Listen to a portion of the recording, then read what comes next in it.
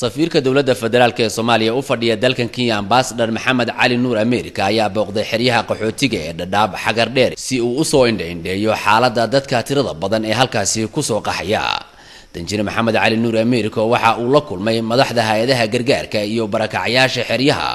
oo uga warbixiyay xaaladda dadka tirada badan ee xeryaha Dadaab ku jira isagoona kala hadlay sidii wax looga qaban lahaa dadkaasi dhibaataysan. Faaduma Cali oo ah ayeeyo 75 sano jir ayaa safiirka u sheegtay inay soo lugeynaysay 16 maalmood oo ay la socdeen laba gabdhood oo ay ayeeyo u tahay waxayna u sheegtay in labada gabdhood ee ayeeyada u tahay intii ay jidka ku soo jireen la kufsaday arintaasi oo ah mid aad looga naxo. walaalayaal dhibaan haysto gabdhihii Soomaali ka soo guuri oo dib ka soo carari oo xabadii balay ka soo carari dhaxda lagu wala fuulay dhaxda lagu wala qalqalay waxa ilaahay in rafaad ma wax kala ma jiraan meeshan waa lagu rafaad waa lagu dhintay gabdhi waa la bacritay habar hadii gabar inta ka dhaxaysa waa la farxumay meeshan samaaka ma jirto raashinka waa saad u sheegay qofka raashinka waxa looga daran dadka farxumayna idin la fiiqana oo laga fiiqana oo asoo dhalaan soo sidayna raashinka looga daran. safiirka Soomaaliya ee Kenya waxa uu si gaar ah wada hadallo uu la qaatay madaxda hay'adda UNHCR oo uu kala hadlay sidii dadka soo barakacay si degdeg ah loo siin lahaa kaadharka qaxootinimadooda cadeynaya loona siin lahaa waxyaabaha ay u baahan yihiin sida hoy iyo cunto. safiirku waxa kale oo uu ka codsaday UN-ka iyo wadamada deeqaha bixiya iyo waliba gargaarka bini'aadanimo in ay gaarsiiyaan dadka Soomaaliyeed ee dhibaataysan ee jooga wadanka Soomaaliya gudihiisa taasoo keenaysa inay dadku aysan wadankooda soo faaruqinin oo dalka gudihiisa gargaar lagu gaarsiiyo.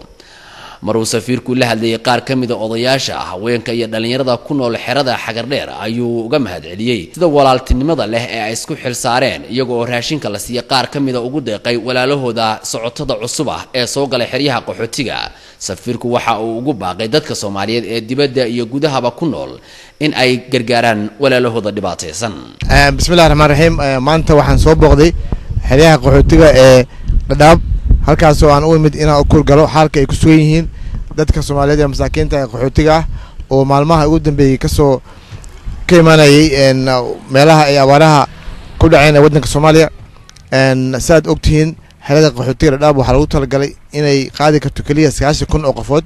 bilihii u dambeeyay waxa soo gaaray in ka badan bishiiba 20,000 oo qofood hadda inta joogto waxa lagu qiyaasay inay kor u dhaafayso 420,000 oo qofood. waxaan la kulmay dadka cusub oo hadda ka soo galay xuduudka indheeyga waxaan ku arkay dad aad iyo aad u dhibaataysan oo diif iyo qax iyo dhibaato ka muuqato. waxyaabihii ay ka cabanayeen waxaa kamid ah markay soo galeen in marka lagu sameynayo diiwaangelinta ay waqti dheer qaadato iyagoo maalmo badan soo socday. waxaan kadibna aan la hadlay oo aan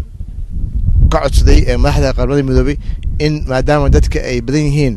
in xafiiska laga diiwaan geliyo dadka qaxootiga la badiyo si dadka loogu fududeeyo in dhaqso loo siiyo kaararka si dhaqso loo siiyo raashin loogu siiyo wayna iga aqbaleen laga bilaabo Britain waa la siin doonaa. waxaan kaloo aan kala hadlay xerada qaxootiga hadda oo if extension ama if 2 iyo 3 oo hadda dadka loo bilaabo doono in la geeyo. waxaan taas aan ugu mahadcelinayaa dowladda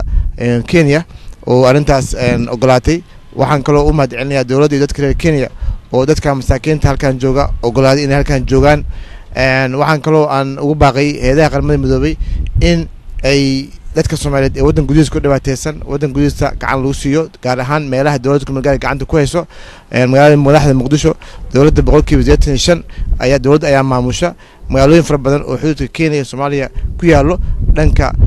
Soomaaliya ayadana waa nabad dowladda ayaa gacanta ku hayso in la geeyo raashin dadkan gacan lagu siiyo. waxa taas ay keenaysaa in dadka aynan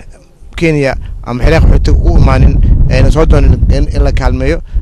ayagoona ay naga doonto haddii lagu siiyo magaalooyinka gudaha in ay mataqaanaa ay meeshooda joogayaan. marka intaas ahayd waana u mahadceliyay wadamada deeqaha bixiyay. ma noqonayso markii ugu horeysay ee Ambassador Maxamed Cali Nuur America uu booqdo xeryaha ay ku soo qaxayaan kumaan kunka qaxootiga Soomaaliyeed ee ku yaala wadankan Kenya waxaana uu tiro ka dhowr jeer u booqday xerooyinka Dadaab iyo kuwa Kakuma iyadoo ay markanina ay xaaladdu ka sii darayso. waxaana safiirka la dhowrayaa maalmaha soo socda in isaga iyo wafuud ballaaran uu hogaaminayo ay deeqa kala duwan geeyaan xeryaha. Maxamed Axmed Ilka Case, telefishinka qaranka, Nairobi.